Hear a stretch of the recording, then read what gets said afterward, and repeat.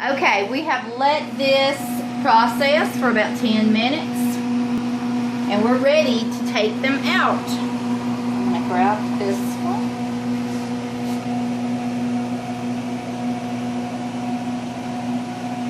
I'm gonna put it on the, ooh. Yeah, sorry my earbuds. Put it on the towel. Next one. We will be strewing a little bit of water, but that's not. Let me move my phone out of the way. It's in the way right there. I feel the heat off those jars. Yeah. Sometimes I would attach that pig to my phone and use it as kind of like how they do those holders now. Mm-hmm. And back then I was like, they should have something you stick on the back of your phone to help you hold it up. And then they made them eventually, and it was like, this is what I kind of had in mind. And I always used it as that, when you stick the pig on the back of the phone to prop up your phone. I used it like that. So now that we're pulling these out, and I did end up with an extra jar, and I didn't have any more teeny tiny jars, so I had to go with one of my green specialty jars, and it seems to have done pretty well. So that's how many jars I came out with, and keep in mind they're not. That's what we're listening for. We want to hear these ting and pop, and if they all pop, that's what we're looking for. So if you decide to make some, I know there's some people asked me to do this because they wanted to learn how to do it. So there it is. That's what you're listening for, and I tend to count them. How many jars I got? That's how many tings I want to hear.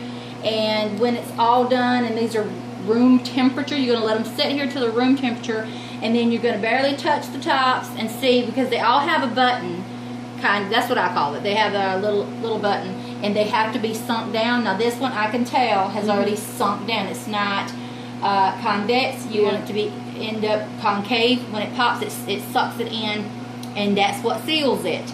So this is the finished product. You just let them sit to the room temperature, and then once they are, you can put your labels, today's date, what it is, and put them up in your pantry. And we did end up with a little extra. I had one little jar, and I just stuck it directly into the refrigerator because it's mostly like half empty. So I wouldn't want to put that jar in my hot water bath canner because it could crack because it's not filled. They need to be mostly filled in order to put it in the water. So if you end up, and let me give you that as an example, because some people may not know. Here it is. This one here, see, it's mostly empty, and this would probably crack if I put it in there. And this one's still warm, so that's why it looks a little liquidy, and it's going to take it a little bit longer in the fridge, but it'll congeal just fine. I've done that before when I had a little extra. So that's the finished product. This is my dandelion jelly. I know there's other recipes out there, but I tend to tweak mine to my liking. I don't like things overly, like super sweet. And I didn't want mine. I want mine to taste like I said, a warm honey. So I left the lemon out because mine tend to go fast. I tend to give them away. These two are promised to somebody. And I don't know, this one might go, but these little squatty jars are some of my specialty jars, so I'll probably keep those with me. So I hope you enjoyed these videos. I know it's not all in one. I couldn't get it to be all in one. So it is going to be in 3 parts. So make sure you watch all 3 parts. And thank you for watching. Bye.